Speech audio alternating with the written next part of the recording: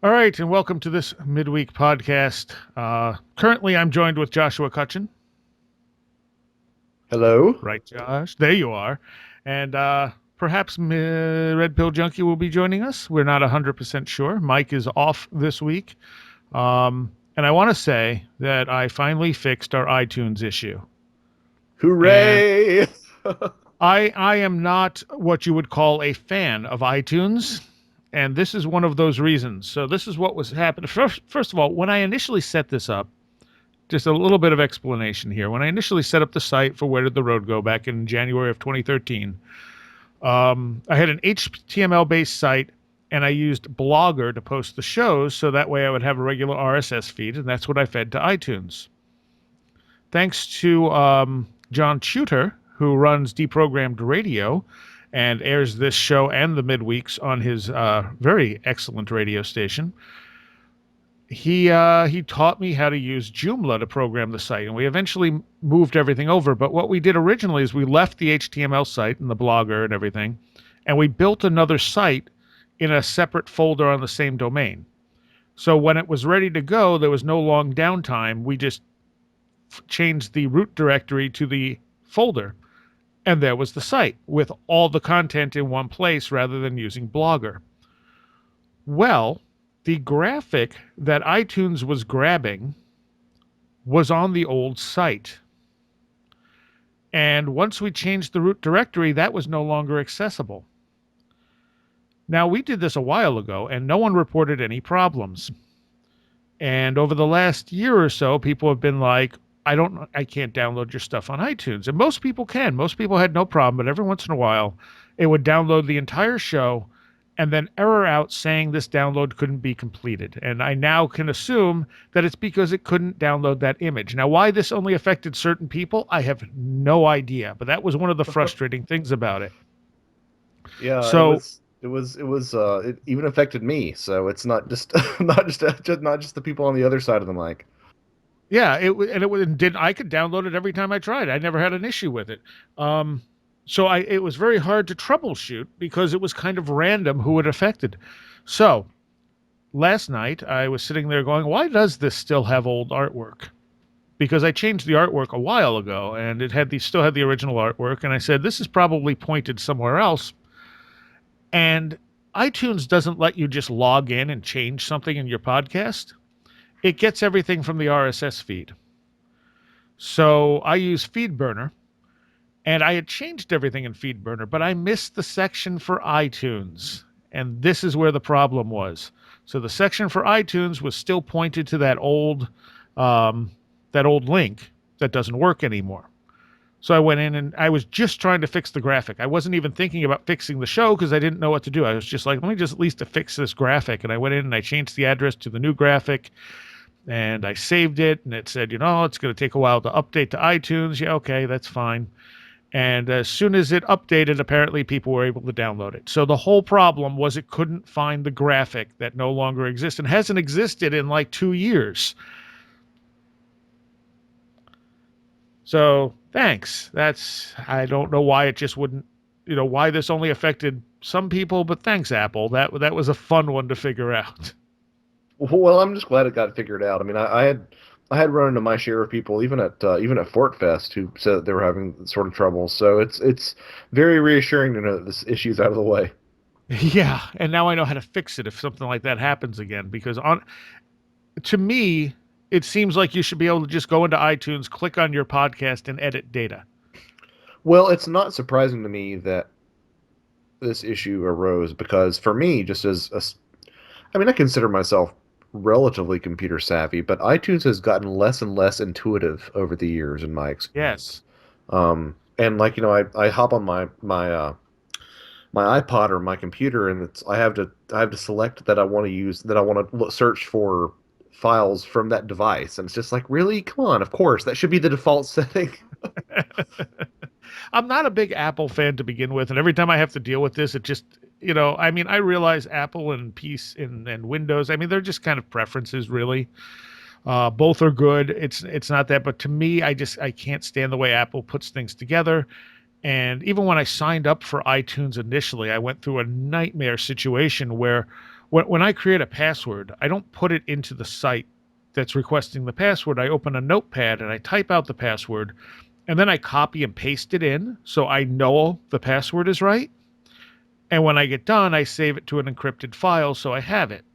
And this way I can't possibly mistype the password. When I made the iTunes account to put Where Did the Road Go on, I went through the whole thing. It said, okay, yep, everything's good. Confirm your password. Okay, great. Now you have to log in. And I go to log in and it says your password is wrong. Of I said, course. and I said, they're going, well, that's impossible because I just copied and pasted it from the same place I did before. And so eventually I had to say, okay, I forgot my password. And it goes through the whole thing. And I put the same password in and it didn't recognize it as an old password or anything. And I'm like, what is going on? So I put it in and I go to log in again. It says your password is wrong. I'm Jeez. like, if I could kick the internet, I would love to right now. Yeah, I've And had some issues with my Apple ID getting mixed up. I actually have like 3 or 4 different Apple IDs because they've messed up the password, or they aren't able to send me the forgotten password link for whatever reason. I did eventually get it to work, obviously, because Where the Road Goes on iTunes. I made yet another password. I think that included a whole bunch of swearing at Apple, and I used that, and it worked. Nice, nice. Well, And and then I got in and it said, "Oh, you're using an old version of iTunes. Click here to download the new version." So I click there. It takes me to a page and it says, "Here's the version you need." And I click it and download it and double click it and it says, "This version does not work on your computer." of course, of course. My It's just experience, and you might be able to speak to this in a different way, but in my experience, I mean, I have all Apple products, but in my experience, it's been I love Apple hardware and I love Microsoft software. mm. Does that sort of hold true with your line of work? uh I think, well, Apple hardware is not that different than PC hardware as far as I know. A lot of the parts are made in the same places. Um, I mean, I guess the design is a little different, is what it comes Okay, down so to. maybe I am woefully underqualified to speak about this. I mean, maybe I'm wrong. Maybe they do it, but I'm pretty sure pretty much all these computer companies make the same parts in China. And True. it's all just imported, and a lot of companies they just take it and then put their name on it. Yeah, true. It's sort of like the difference between getting uh different types of cars. Yeah. This car, Well, it's I the mean, so and so equivalent of the Equinox or whatever. Yeah. Windows is messy, but I know what my way around Windows, and I like the messiness. The messiness allows you to do more and change more, but it also opens you up to more problems. Right. Whereas Mac is more locked down, thus less susceptible to problems. But it drives me crazy, especially as a technician who doesn't work on Macs all the time. When I have someone who has a problem with a Mac, I have to sit there and go, okay, logically this should be here, but it's not there. So now I'm going to have to go online and figure out how to change that. Right. And see, I was someone who lost like 2 or 3 different hard drives to viruses, even though I had antivirus definitions and everything. And I know what everybody's saying Joshua Cutchin is sketchy, um, but I just for whatever reason, I guess. So after that, I just went on Mac, and it's been the easiest, most painless thing that I've done in a long time. So feel free to anyone out there, feel free to crucify me for it. I know I'm speaking for Michael Hughes when I say that too, though. Oh yeah, Mike is a total Apple guy. And like I said, to me, in all honesty, to be unbiased, they're both about equal in a lot of ways when it balances all out. It's a matter of preference. My preference tends to be Windows, and it's not because I think Microsoft is great by any means. Oh no, my sister just got her first Mac, and she's sort of going a little bit nutty with the best way to organize it because the OS is not organized in an intuitive way for me. I would definitely agree with that. Yeah, Yeah. All right, so and this is the Tech Night Owl. exactly. Um, so I had sent you this link too, and this got posted. This got posted to Coast. Actually, put this up, and it says Google Earth captures giants at Giza, Yeah. and this is so much a sign of what's wrong with the internet and these things, and it fits into that theme of technology here. So what you have is, I mean, Google Earth or anyone who, or Google Maps and what is it? Street View is what it actually is that they're using. This guy looks around, the pyramids and stuff, and then he questions what the little villages are. And I don't know exactly what they are, but they could just be, poorer areas of Yeah, Cairo. I feel like unless you've been to that part of of Egypt of Cairo, you probably shouldn't ask like, what are these doing there? You know? Yeah, yeah. It could have been any number of things we were looking at, but he was acting like they were mysterious. And then he gets into the street view in Cairo, and he says, there are giants in this picture. And what it is you just got people closer to the camera than the rest of the people in the image. And it's very obvious if you look at it that it's just people close to the camera. And he's like, oh, look at how big they are. They're giants. They must be the Anunnaki, still just walking the streets of Cairo. Yeah, it's gotten to the point where with a lot of these stories where whenever I see something about Google Images or Google Earth pop up rather, I tend to immediately discount it because I think there was just a Oh, story a sure. couple days ago about someone seeing a Google Earth image above one of the poles that tended to look like a sea serpent.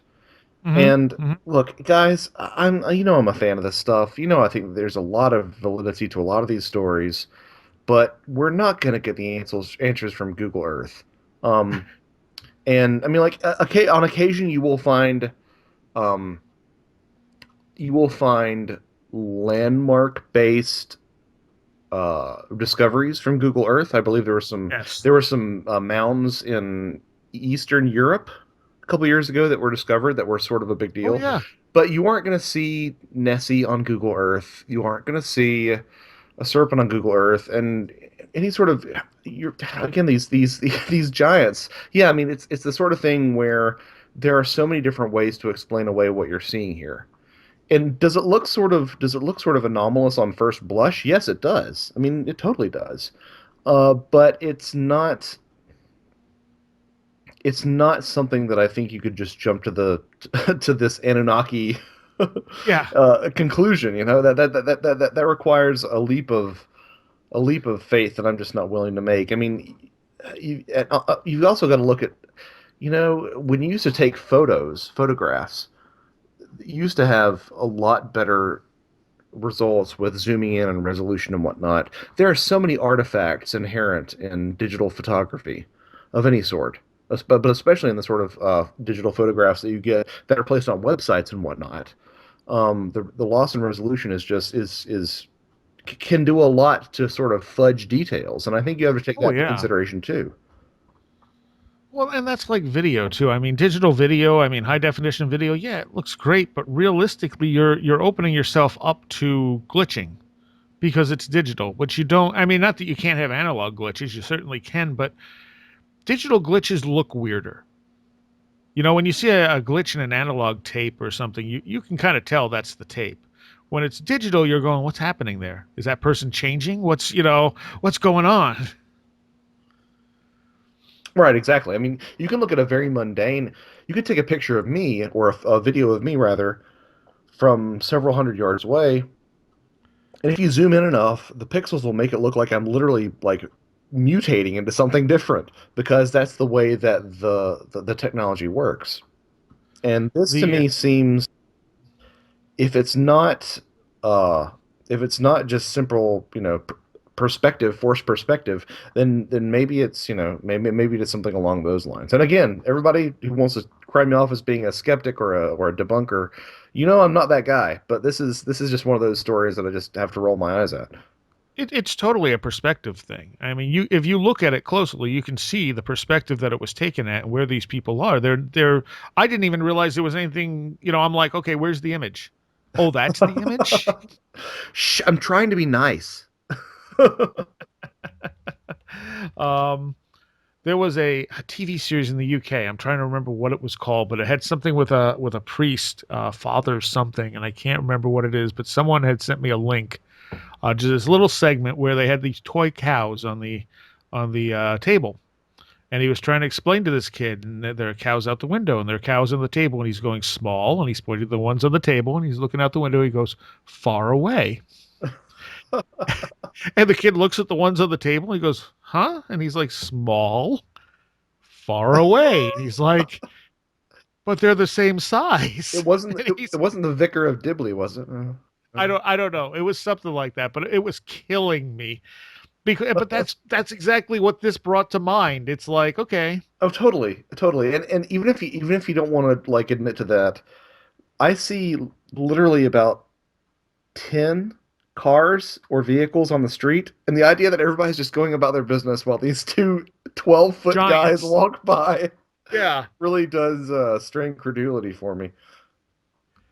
And I mean it's amusing, but at the same time, this is the type of stuff that pollutes the like paranormal internet.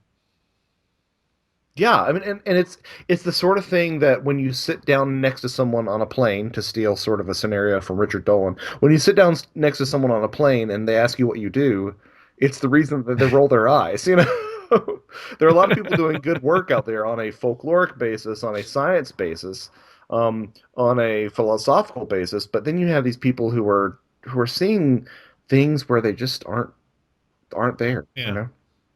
Yeah. And it's just and this is a technology thing.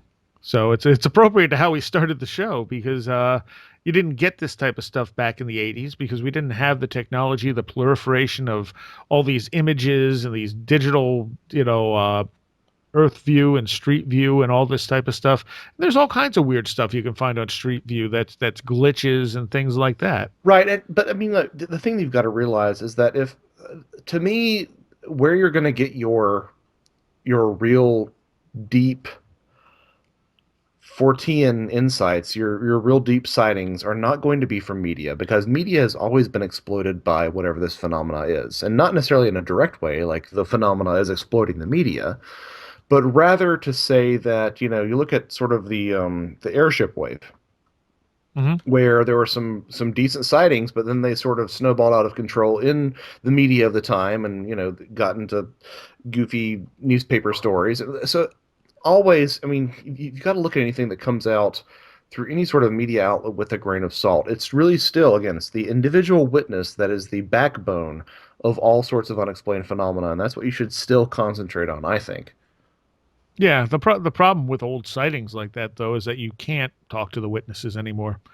Well, right, but in terms of in terms of grafting that model onto the modern age, I think that's sort of philosophy still holds true that it's not so much the media is going to not the media in like in Alex Jones sense, but the media just in terms of like a profit generating enterprise is still going to um, seek out stories that are sensational, that are eye catching, even if not sensational, that are eye catching.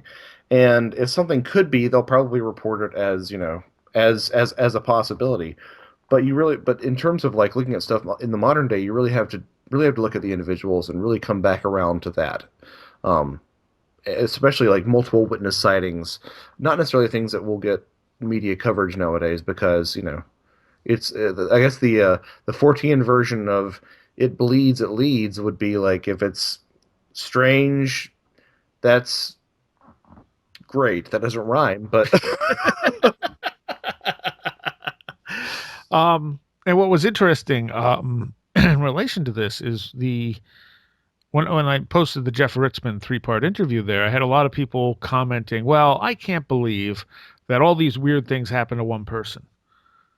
But it seems to me, and I commented at the beginning of the interview we did with Tony last week, that I think that is generally the rule, not the exception. It seems like people who have these experiences have a bunch of them. They don't just generally have one experience. right. I mean, it's so here's my thinking on this is multifaceted. Did I congratulate you last week on that interview series because I really felt that was fantastic. Yeah, well, it was mostly Jeff. Oh It well, really was. I yeah, mean, he had his story to tell, and he told it well. but all those things, that it came together in a really great way. I Um, was happy. it's not often that you get that nice intersection of credible and spooky and and not dry, So Yeah, kudos to yeah. you on that. Here's my thinking on that whole series is number one, he is so self-critical of his own experiences, Yeah. which to me is the it's the earmark, it's the telltale hallmark rather of whether or not somebody should be believed. The problem that I always come up against is when people say, I had, you know, this thing happened to me and it was the aliens from Zeta Reticuli and they're telling me that they're mining gold from the Earth's core to power their starships, and that's when I turn off. It's when people say, look, I saw this thing, this is what it said, I don't know what that means or if it's true or not. Those people are the ones that resonate with me, and I put you in that category as well. But again, coming back to what you said, these things do cluster around people. I've met people, and again, I feel like I'm sort of maybe trotting over some territory that I talked about in Tony's interview. But I meet people that have had multiple experiences like you, uh, who are very open about the meaning of them, and who are very open about how non-committal they are about them, and those are the people that I tend to believe more. And Jeff definitely does not seem to be married to any particular interpretation of what he's experienced. And I think of somebody else that really strikes me that way is Mike Clelland. If anybody should be able to say there are aliens from space who are abducting us and they're taking us and they're interfacing with the owls, it should be Mike Clelland. But you know what he does? He says, "Look, this is what I've experienced. This is what I've found. These are the people that I've talked to. This is what it seems to be, but I'm still open to other interpretations." And to me, that is intellectual honesty at its finest. And I really have to salute um, Jeff and you and Mike for doing that, because to me that's the gold standard for people that we should be, not that we should be listening to, not that we shouldn't be listening to other people, but that's the gold standard for quality witnesses, are the ones who are really self-critical of their experiences. The thing with Jeff Ritzman where he's talking to the guy in the cloak Mhm. and he tells them they come from like some miniature universe inside of whatever. And Jeff said, I think Jeff said, I don't know that I believe that, but all right, it's an interesting idea. Right. I mean, And that in sort of a, sorry, go ahead. no, go on. I was going to say, it really does resonate in a sort of a hermeneutic sort of way. Um, as above, so below Yeah, sort of yeah. philosophy, which personally, with what I've seen about the phenomena, makes me sort of lean into that a little bit. But yeah, it's he that was I think it was actually around about the same time that he mentioned how self-critical he was of his own experiences. And I've seen a lot of people. I read some of those YouTube comments and whatnot about like, I can't believe that he's had all these things happen to him, but he's not saying what they are. He's just saying, look, this is what happened to me. I'm not fitting Yeah, it into a yeah. greater framework. It's just what happened. And if you're, I don't know, I feel like the people who are faking it have a agenda that they want to achieve. They want you to they want you to believe that they were abducted by aliens. Whereas when Jeff talks about his story, it keeps it in sort of this ambiguous, I don't know what's happening. So what's really the agenda there? Yeah, I would substitute agenda for narrative. Okay, fair enough. Because I think that there are some people who are genuinely just wanting to be believed, but I think that they're caught up in what the major commentators have to say about the subject, and they just sort of parrot that back. I saw this, so it must be aliens because this one guy who has a doctorate who hypnotizes people says that this is what's happening. It must be hybrids. Right, exactly. I mean, back in let's see, when it would have been around first half of last year, I had Chad and Alta Dillard on, and they had a whole list of weird experiences they had, and they didn't prescribe any particular interpretation to it. I mean, some of it sounded like something you would hear from a UFO, abduction encounter, but other things didn't at all. They were just very weird, strange experiences. And when I talked, initially I was a little hesitant to just bring them on.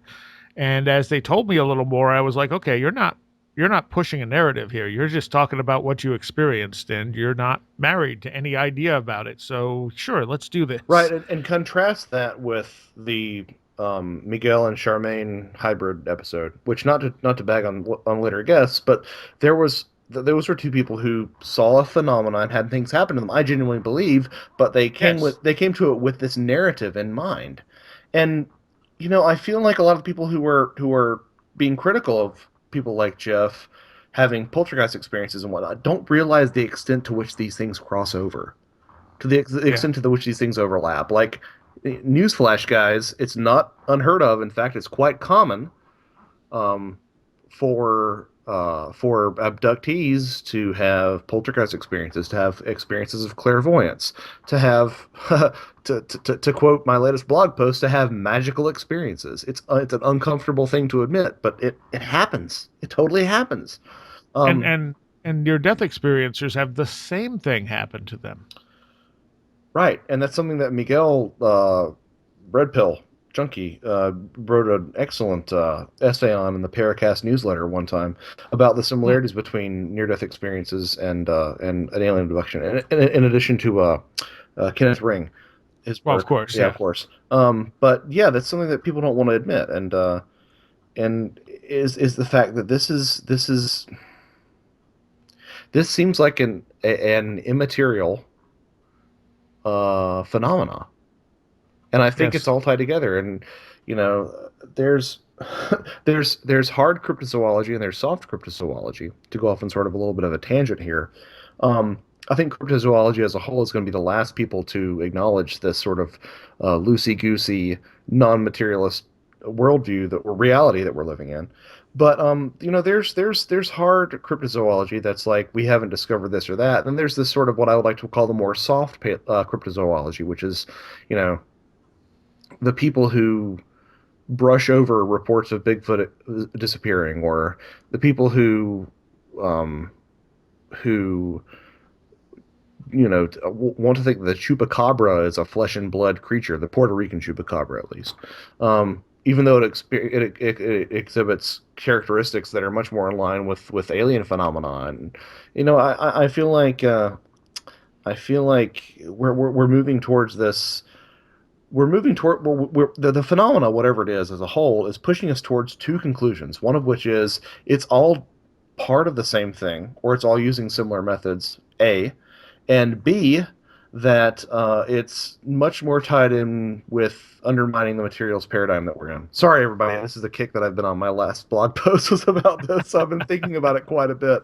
Um, And that could be found at joshuacutchin.com. can rant over. That's my rant over. Um, and I mean, people will occasionally say to me, "Well, how do you know it's not extraterrestrial?" And I don't. Even if all this stuff is connected, it could be extraterrestrial in some form. Um, I mean, it's more of just an open question. I won't. I don't think it is a matter of flesh and blood, nuts and bolts craft coming here the hard way from another galaxy. Well, I don't think the evidence supports that. and again, it's this idea that it's this it's this very Western, very sort of um, English American idea that you're either with us or you're against us. It has to be one thing or the other. Um, and I don't think that really conveys the nuance of the phenomena. Um, I've said this numerous times that if you look at the UFO phenomena, capital letters, quote unquote, it's going to be partially misidentification. It's going to be partially unconventional experimental aircraft, and that might even make up 90%.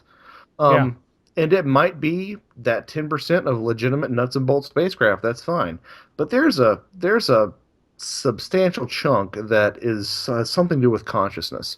Um, and again, the idea that I mean, I'm also into hybrid theories. The idea that maybe it is extraterrestrials, but they are, maybe the extraterrestrials are the lights in the sky. That's a living thought form, and it projects other experiences of more relatable humanoid beings into our minds. I think that there's some. If we could ever arrive at a point where we know everything about the phenomena, whatever it is, I think that we would find that there's a lot more nuance and a lot more of a mixed solution at play Yes. than Yeah. anyone wants to admit, myself included. because I'm big on the anti-materialist bandwagon these days. But but I think that it's a multifaceted answer, and no one really wants to deal with that ambiguity. That's true. That is very true. And the thing I was just going to say escaped me. It happens. Huh. Oh, like, look at ghost phenomena. You could have ghost phenomena that is the spirit of a dead person. You could have ghost phenomena that is somehow a recording of something that's happened in the past, repeating itself, or that you're tuning into. Or you could have ghost phenomena that is part of a different phenomena masquerading as ghost phenomena. In which case, when you're trying to look at all this as one thing, it doesn't make sense. Because, like, the whole basically the stone tape theory, I think, was the initial version of it, that some of these things record high energy events in the area. So when you Right. see something that keeps repeating, well, that was recorded in the environment somehow, and some people are capable of accessing it, or it becomes more prominent at certain time periods for whatever reason. Um, it's entire, I would say, I would bet my life on the fact that we survive death in some form. uh, for irony there. If we don't, we don't, and we won't know. So whatever. But I think that the evidence supports some kind of existence past death, whether or not our personalities exist for any length of time, or if we just become part of something else. I don't know. Um, but I think it is entirely possible that some people don't leave right away and they stick around for whatever reason, and that this is some of what people are interacting with are the actual spirits of the departed. But then you got, the demonic things and stuff like that, where you're going, what exactly is happening here? You also have ghosts that seem to be tulpas that we are creating, that people have gone in and intentionally created a ghost, and then people have witnessed it. There was one in, I'm trying to think if it was David Weatherly that it talked to about it. Down south somewhere, they had created this ghost of this woman, and everyone believed this ghost existed, and they kept experiencing her, and they had pictures that seemed to resemble the way this woman supposedly looked, and then they found out this woman never existed, Yep. and it was just created by people's belief that this is who was haunting them. So in that case, it can be that our brains are creating a tulpa, or something is taking on the form that we believe it's going to take. It could be there's something there, but it doesn't have a solid appearance. And the more we believe, oh, it's this, the more that form solidifies and it becomes that thing. Right. I totally agree with that. And it's the funny thing where, I mean, as a Christian, I have beliefs about the afterlife, but I have to say, in terms of what is conventionally held belief, that even though I feel like the evidence points towards a survival of consciousness after death, it certainly doesn't point to there being an infinite survival of consciousness after death in any sort of way. So does that mean that, there's a sort of a half life of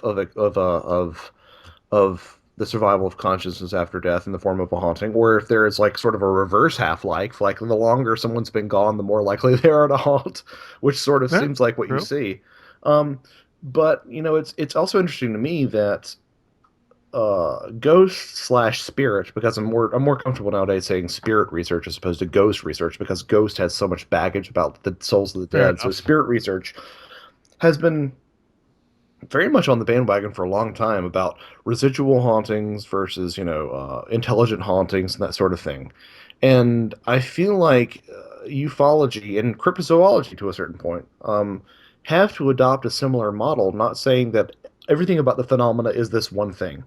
There are certain, and not saying that it's not all weird, but there, in ghost phenomena, you have hauntings that play out themselves like a tape recording. You have hauntings that tend to interact with people. You have hauntings that tend to impart knowledge that only the deceased would know. Um, and so they've put these into these sort of discrete categories, and they've noticed these trends. But in the ufology, it's still a free for all. It's still lights in the sky, everybody jump.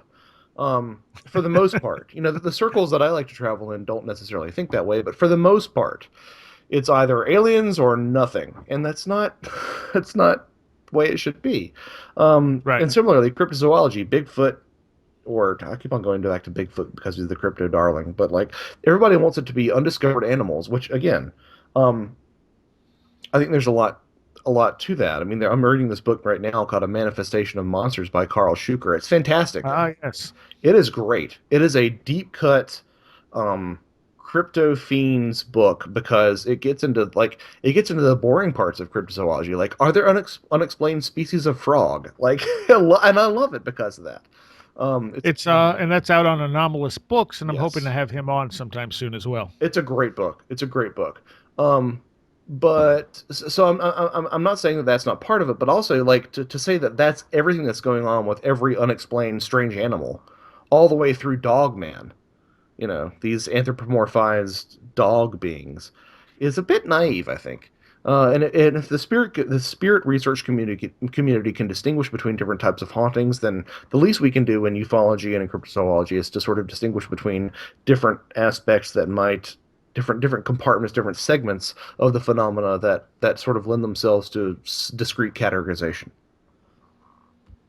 Okay. All right. Um, One of the things I wanted to address here too, which I just pulled up, someone had put an entry in our forum called "Is Where'd the Road Go Anti-Scientific?" And I'm going to read this because I think it makes some interesting points, and we can discuss. It says, first of all, let me start by saying that I really enjoy the show, and I'm actually a very regular listener, especially when you have Greg Bishop, Nick Redfern, or Micah Hanks on. Um, However, I am also an R&D chemist at a Fortune 500 hygiene company where there have been times where I've wanted to reach through my digital media device. I refrain from specifying because I currently listen to the show on 3 different devices and grab Soraya or his guest by the collar and scream, "That is pure speculation. You're totally ignoring science." I most recently felt this way when Tim Binnall was on, and both Tim and Soraya were going off on Neil deGrasse Tyson for simply making a statement that learning science is a good way to learn how to observe the world. I actually don't remember that part that he's referring to, but now I understand how people with a non-science background can take statements like that as being full of arrogance. But at the same time, I feel that the same way when Soraya beats up anyone who might show a preference for the extraterrestrial hypothesis. Listen, I understand that the ETH is probably not the complete answer, but to simply toss it away in favor of psychosocial or simply we'll never know kind of defeats the purpose of even researching the universe. Oh, I'm sorry, researching the subject. Another area of interest to me is full of anti-scientific tendencies is the whole electric universe idea. If you really delve into what they are trying to point out, their views totally ignore proven phenomena like gravitational lensing, which properly be explained by the gravitational effects of dark matter, but falls flat trying to be explained by electromagnetic influences. All in all, I love the show, but I just think that sometimes Soraya and the guests perform an act of mental masturbation whereby the thoughts they throw out feel good in the end, but you are left in the same place where you were when you started. So, what does everyone think? Am I a stuck-up scientist who thinks he knows everything? Am I missing something completely obvious? Am I hitting on anything that anyone else has noticed?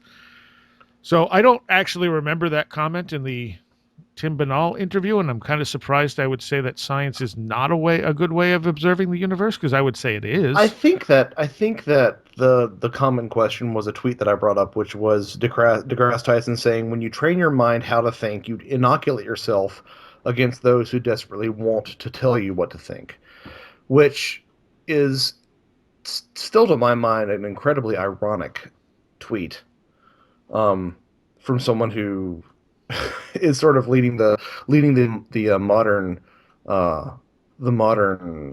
a lot of ways, sort of the modern materialist movement. Um, but having said that, I it's not science itself that ever bothers me. I don't think it's science itself that bothers you or Tim. It's the surety with which people are willing to um, lay claims at the feet of science, if that makes any sort of sense. It's this Sure. idea that um, well, the continued idea that stymies progress, that says that if you if you are bringing in something that is a completely foreign concept to the scientific paradigm, it cannot exist.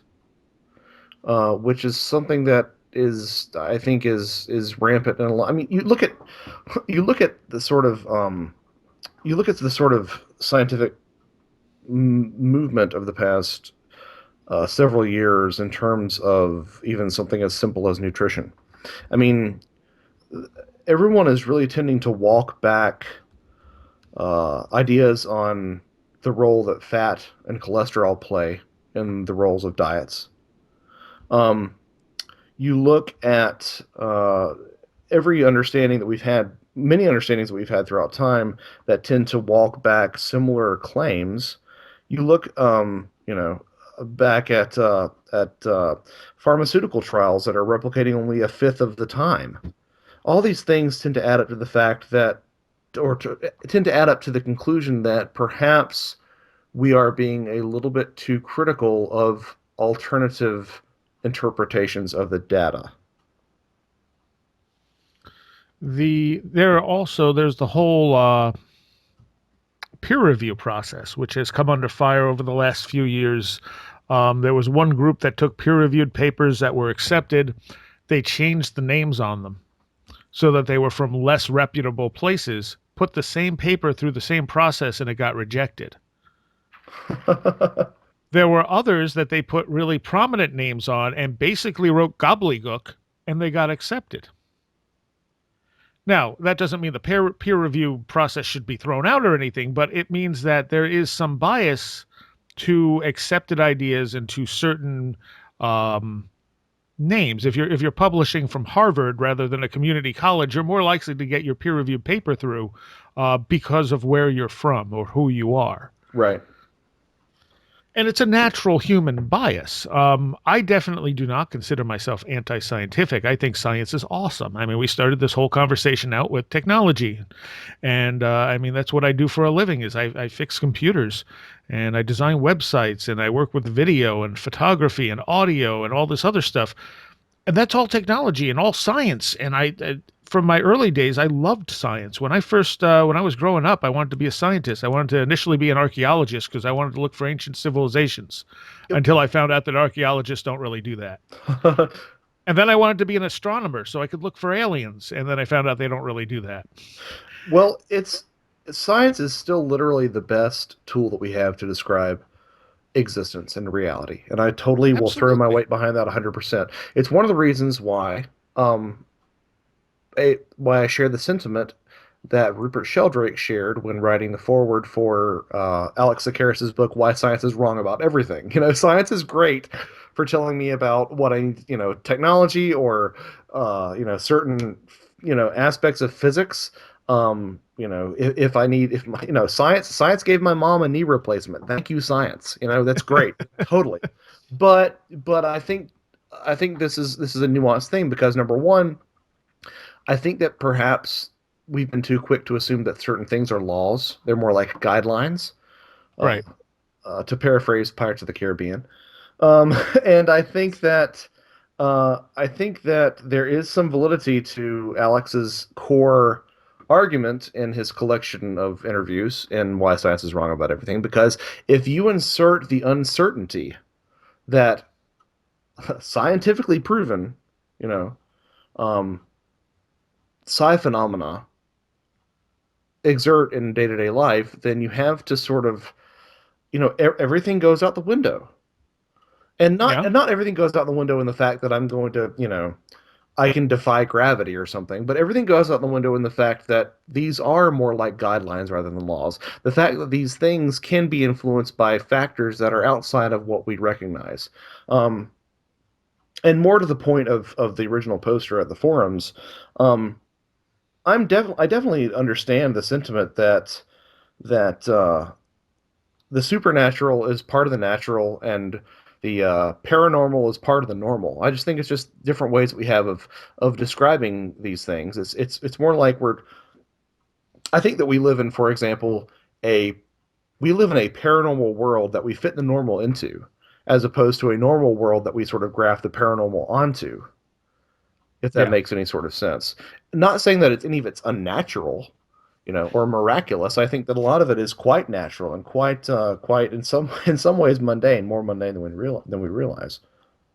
We just don't understand it how, and how it interacts with us. Yes. I mean, my argument is that we don't really understand reality. We think reality is one thing and it's not that thing. Right. And this is why some of this stuff doesn't fit. But as far as determining laws and behaviors of things, science does a fantastic job. The problem is science is so it gets so ingrained and so dogmatic. When you look at tectonic plate theory, when it was originally proposed, the guy who proposed it was laughed out of academia. I forget the exact details, but you can look it up. He was basically blackballed He was. for coming up with this theory of tectonic plate theory. And 40 years later, they're like, "Ooh, look what we discovered." And it's like, Well, I no, mean, he was telling you this 40 years ago, and you were laughing at we're him. literally seeing this in action with Graham Hancock. If you've been paying Yes, attention over the past, 30, 40 years, this is literally what we're seeing with Graham, because a lot of the modern archaeological evidence is coming out in support of him. yes, and when the and Graham had what book was it? I want to say it's Underworld. He talks about the cities off the coast of India toward what's the small island area southeast of India. There's a little island there. Not a little, it's a big island, and I can't remember what it's called. You know what I'm talking about? A big island off the. I'm talking about, wait, India or Africa? Madagascar? India. India. No, not Madagascar. Um, yeah. It's on the tip of Somebody's. my This is the internet, so someone is yelling at us right now. Right now. You get the no prize, whoever's yelling at us. brain. But they were initially connected by a land bridge, and he had said, well, the stories say that this land bridge was here and that these cities were eventually swept up by rising sea levels. Sri Lanka. So Sri Yeah. Lanka and India were connected at one point by a land bridge. And this is not argued that they were once connected, but they were supposed to have these big cities on this where this land bridge was, and they eventually got swallowed up. And I don't know, they were like 8 cities or something. And then there's a present city there, or present temple there or whatever. And they basically told Graham, no, you're wrong. There are no temples under the water there. And then the tsunami hit back in 2001, and it uncovered one of these temples. But nowhere in the article did I see, oh, Graham Hancock said this, in his book or whatever. It just ignores it. Right. Right. It's almost it's a some well, again it comes back to the it's not science, it's the arrogancy of the people who practice it sometimes. It's this idea that, like, Exact. well, that's been out there, of course. Well, some kook said it, but the idea was floated around and we sort of talked around it and in the halls of academia, and we decided that perhaps it was a valid point. No, you've got to give credit where credit's due, even if the person at the time seemed like a kook. Um, you Well, know, all really new revolutionary ideas seem kooky. they do, and they're met with skepticism and derision, and until finally they're at the very least they're synthesized, in a Hegelian dialectic sort of way. But this whole argument about being anti-science brings you back to something that the gun control lobby always sort of talks about with gun control, and this isn't intended to be a political statement. It just brought to mind, like, the implementation of this. They often say, if guns kill people, then can I blame my pencil for misspelled words? And I feel like if we turn this on its head, again, not being political, not validating that statement at all, but if we turn this on its head, you can't blame science for what scientists do. It's the human element of fallibility, and science is great. Science is fine. It's the people who employ it who often sometimes they're altruistic, but a lot of times they're not. A lot of times it's tied up in ego, it's tied up in career, it's tied up in funding, it's tied up in preserving the status Money, quo.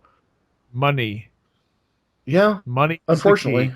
Yeah, Because even unfortunately. even if no matter how ethical or honest of a scientist you are, you have to be able to present results. You have to be able to back up your research. You have to follow a certain paradigm. You can't just throw something out there, and because if it flops, you're not going to get funded. You're going to be out of a job.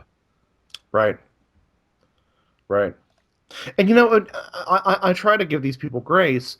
What we really want, what we as the fringe community really want, is just a non-derisive place at the table.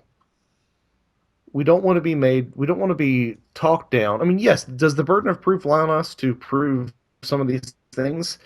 Well, the burden of proof lies upon us to prove some of our theories, but the burden of proof does not lie upon us to prove that some people are seeing strange things. The burden of proof doesn't rely upon us to say that people are hiking 20 miles into the wilderness and encountering somebody with 18-inch feet running around barefoot, leaving footprints. The burden of proof does not lie upon that. The burden of proof lies upon proving the theories. All we want is a seat at the table, and we've never gotten that really in any sort of substantial way. And to address the electric universe thing, I do have a soft spot for the electric universe. I will admit that.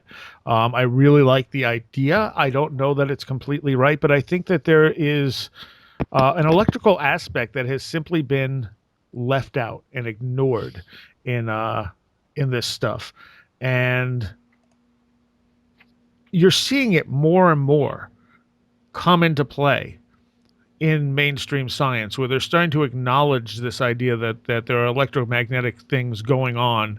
Um, and he talks about gravitational lensing and dark matter. Dark matter is one of the things that bugs me.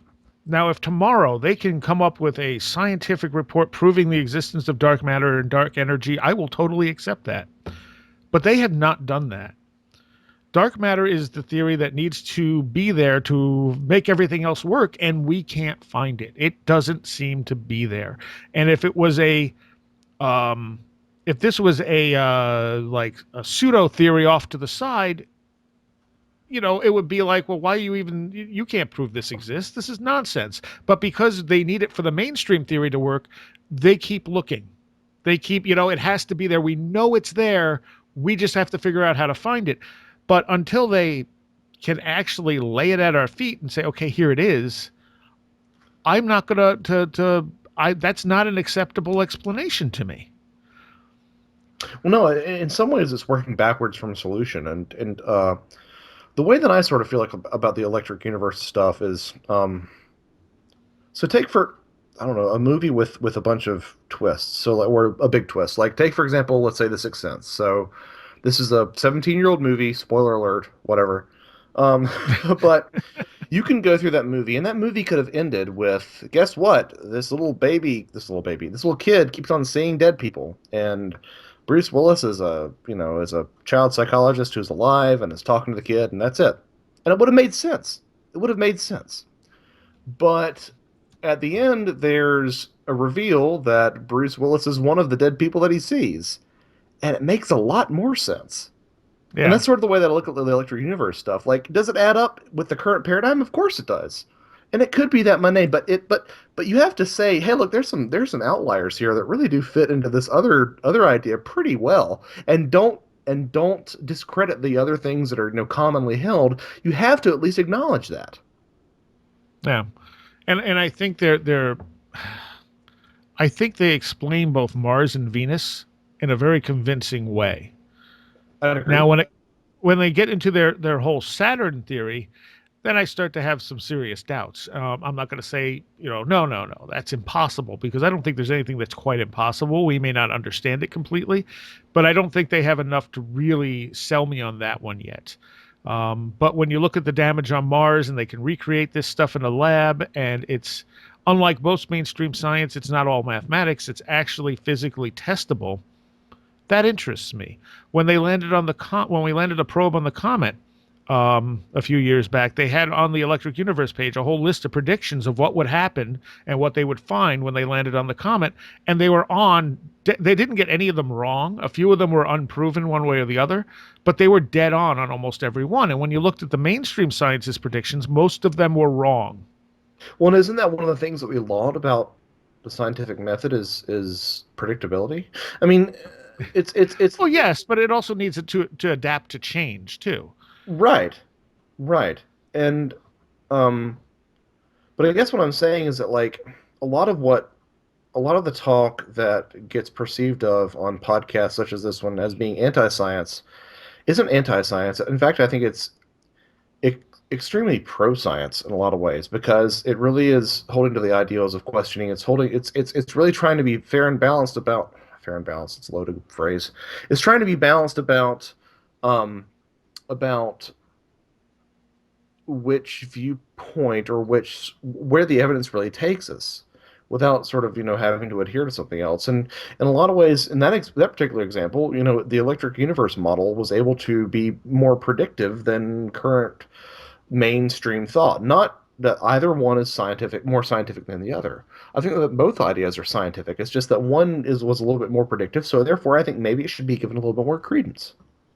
At least, and I'm not saying we should throw out everything we have on cosmology and all that, but look at the ideas. Look at maybe we can incorporate one into the other to help explain some things. Yes, absolutely. I Um, mean, because again, the answer is probably a hybrid answer. yes, yeah, and I also feel like if we jump 200 years in the future, we're going to look back at this time and be like, look at all this stupid stuff they believe. They called this science. Yeah. Well, that's sort of the narrative of modern thinking, or the of science in general. It's this constant reevaluation of what we've thought is concrete. And now we have Red Pill joining us Hello. finally. And you were before just before we started recording, you were saying something about Wired magazine. Yeah, I read a really interesting article about artificial intelligence, about how in the future we won't be coding or making programs to make computers do things. We will teach them the way you teach, I don't know, a dog or even a Hmm. child. Because that is the way that the most powerful artificial intelligence programs operates. One example they give is AlphaGo, this program or networks of computers that managed to beat the human champion of the world. I don't remember the name of the guy. He's Korean. He's something of a national hero, and it was more of a uh, more of a big deal than when Deep Blue beat up Kasparov in the 1990s. The master chess champion. So because Go is infinitely more complex than chess, and Hmm. what was interesting about it is how the author of the article made a comparison how uh, we've been trying to understand nature and the universe based on of our current technology. So in the age of enlightenment with Isaac Newton, people started to think of the universe as a big clockwork machine. Now, then we moved to the age of digital machines, and now we think of computers as of the universe as a computer. And what was interesting about this article is how the way that we are starting to create artificial intelligence, in that engineers and the programmers don't really know how these their own creations manage to make the decisions they come up with. The people who programmed AlphaGo really don't have a clue of of why and how did their creation manage to beat up this human champion. So Hmm.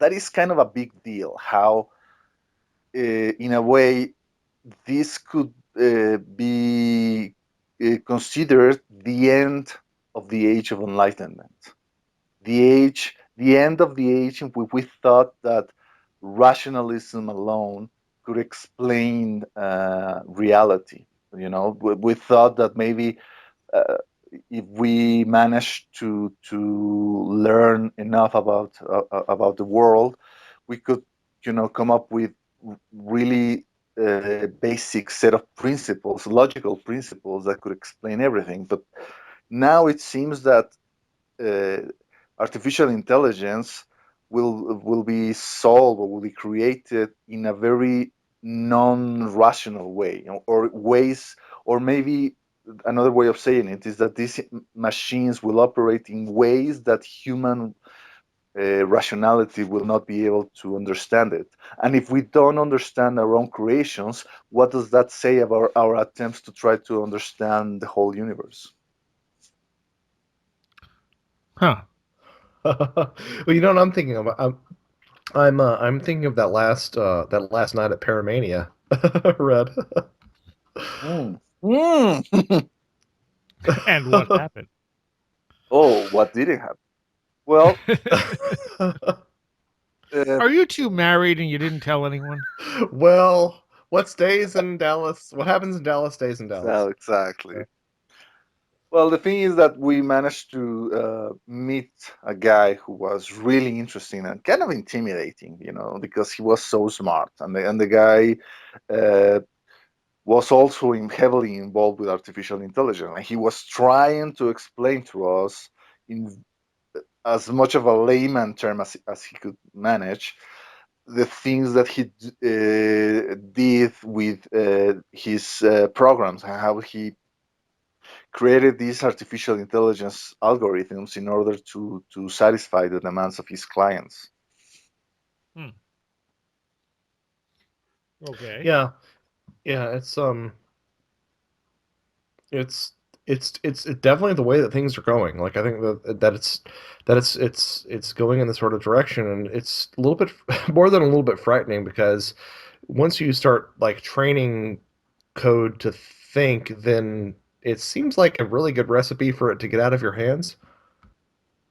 Well, yeah. Yeah. Well, maybe it's inevitable that things get out of their hands of their creators. I mean, there seems to be a property or a propensity of complex systems to uh, Kind of ghost in the machine. yeah, I mean, what is called as emergent behavior, something that isn't Right. really coded by the programmers, but kind of like emerges on its own. And it's really freaky and also fascinating at the same time. Well, And I and the think of question is, I was going to say, the question is, what does that say about consciousness? Exactly. What does that say about, I don't know, magic? Yeah. yeah. Well, I think of the anecdote, which isn't entirely um, accurate after watching all 48 hours of the Lord of the Rings appendices. But I'm reminded of the anecdote that I'm reminded of the anecdote that the algorithm that they used to create some of the Lord of the Rings computer generated battle sequences Oh, yeah. actually in some of the battles turned around and ran, Hmm. which because they realized that they were outnumbered. Ah, But as I recall in those appendices, those were stories were a little bit outdated. But I mean, like you don't even have to look to technology for this. I mean, the idea of the created thing taking on a mind of its own and spiraling out of control is even evident in art. I mean, I almost every artist has had a moment where something, I don't care what it is, if it's a moment of improv or if it's a novel series where the characters take on a mind of their own, whatever it happens, a lot of times the art will sort of escape from you and do its own thing, and sort of channel you through it. Hmm. hmm. the and I don't know. I have the feeling that consciousness in our reality pervades everything, and it's one of the things I do think science is missing. So that I think anytime you get an intelligent system, it can start sort of aggregating consciousness. Hmm. Um, and that might, and I mean, does that consciousness survive? Maybe after it gets to a certain point, it doesn't need the physical system to aggregate anymore. Hmm. Mm. So if we create an intelligence, or a system that can generate its own intelligence and continue to expand, you get that ghost in the machine. And at what point could that consciousness continue on without the machine? So complexity generates consciousness, and then consciousness trumps or transcends that complexity in a It's way. an idea, anyway. Interesting.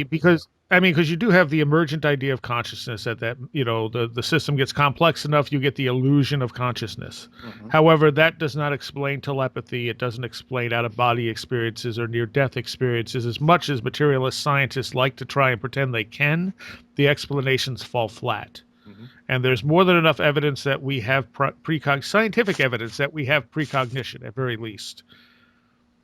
This was the Yeah, very that sorry, I was going to say that this was the very topic that you used for your latest blog post, isn't it, Joshua? yeah, that's come up like 8 times now on this Okay. particular episode. But All yeah, right. it's Well, I mean nice. the I know you weren't here. That was your fault. Yeah, it's to me it's an open and shut case. There's enough evidence to support this that psi phenomena does exist, um, beyond statistical thresholds of chance. And once that happens, then you've just got to sort of throw up your hands, because that takes a lot of stuff off the table, or rather, instead of taking stuff off the table, puts everything on the table. Um, in all these sort of phenomena. Um, Not to say that you can't be thorough about it and that you can't be rational about it, but you really have to reevaluate a lot of things that you didn't think that you had to at one point. Hmm. Okay. I want to see if there was anything else we didn't respond to in that forum post. Um, I think I pretty much covered my thoughts on it. I mean, and I think too, you got to remember that everyone is biased. Yeah. So Yeah, yeah, there's no escaping that. We all see the world a yeah. different way. We have different experiences that have led us to this point. Um, we have different stuff around us. Our brains all work a little bit differently. And whether or not consciousness is separate from the brain or not, the brain is the interface with this reality. So, I mean, no one sees the world the same way. So everything's always going to be biased in perspective. Yeah, we are Yeah, all and products of our circumstances. Yeah. and returning to this forum post, like, this is, please send this sort of thing our way, because you're engaging, and that's what we Hmm. want. It's not that, Absolutely. I Exactly. don't want anybody to think that we're sort of like writing it off like, oh no, well, science is still stupid. We're not saying that at all. Like, you're fighting you're fighting the good fight by asking questions about that in a forum like this. Like, please. um yeah, it's the sort of thing that definitely should be encouraged. And I will call myself a skeptic. And I didn't, I never really thought about it before, but I call myself a skeptic because I doubt everything. Hmm. I don't. It doesn't matter if it's accepted science or some, crazy theory somebody has. I'll look at them all pretty equally. And yes, the amount of evidence that can support something comes into that, and that evaluation. So mainstream science gets a little more, has more evidence supporting it, I guess we could say. But I also look at that evidence. For instance, um, and this goes back to the electric universe. I saw an article that said largest black hole ever discovered, found, or whatever. And I said, oh, okay. And I clicked on it. And as I read between the lines of this and looked at what they actually found, all they found were a bunch of X rays and gamma rays that were extremely strong that they couldn't explain. Thus, they assume it's a black hole. Now, it's entirely possible it's a black hole. However, what they really found were X rays and gamma rays they can't explain. That does not prove it was a black hole. It's interesting how, when it comes to these scientific theories, the scientific theories that have managed to create our current technological civilization. There comes a moment in which they break down when they reach a certain threshold or scale. For example, Newtonian physics. It still works really, really well when you try to calculate the position of celestial bodies like planets or even spaceships. Yeah. But when it comes to try to explain uh, what happens to gravity at the speed of light or things like that, then it is incomplete, and that's when you need to take out the general theory of relativity. But the Hmm. general theory of relativity also breaks down when you try to apply it to quantum phenomena.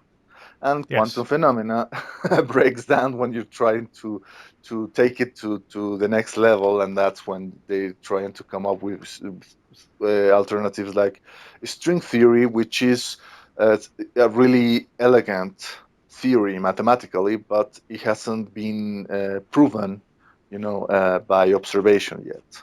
So Right. it's interesting. It's like I don't know,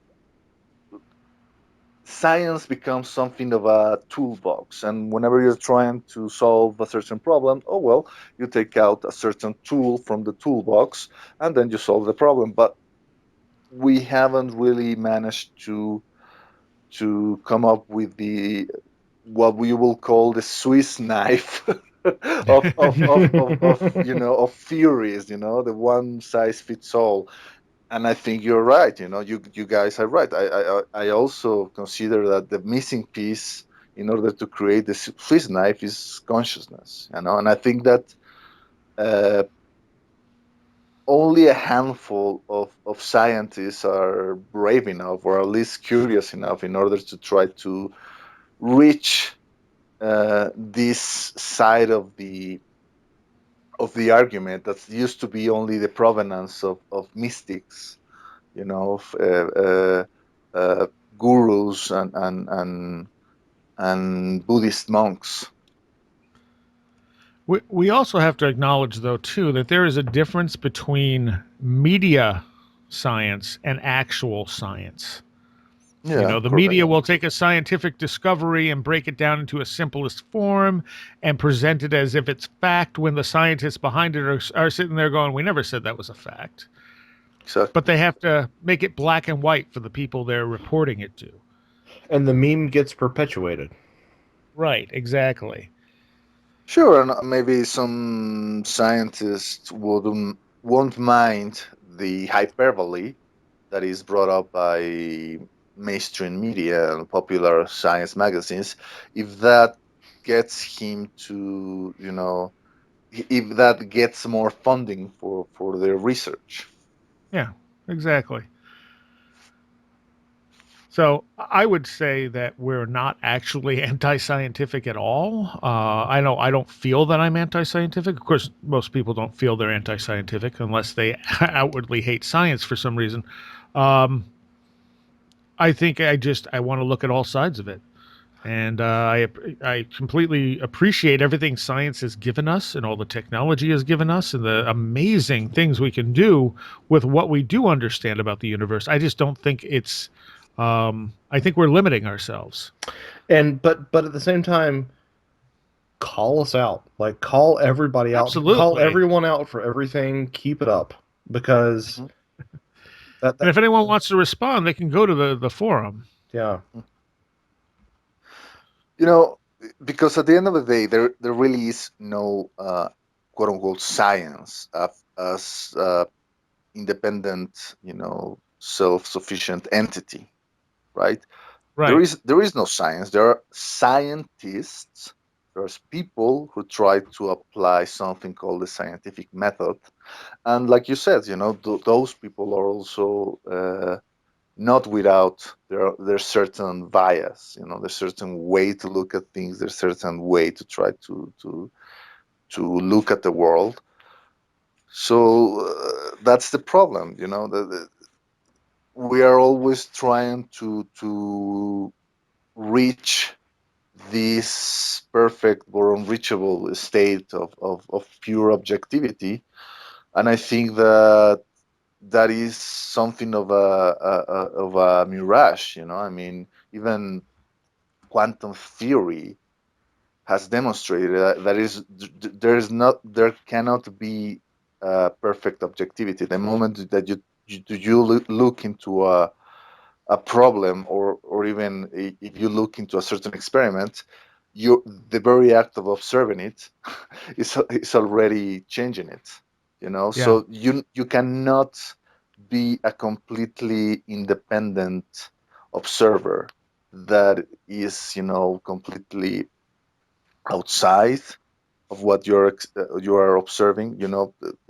There is this dynamic and really, really complex involvement between observation and experimentation, and that again also hints at the fact that the basic principles in which the age of enlightenment and our modern industrial society are not as perfect as we thought they were.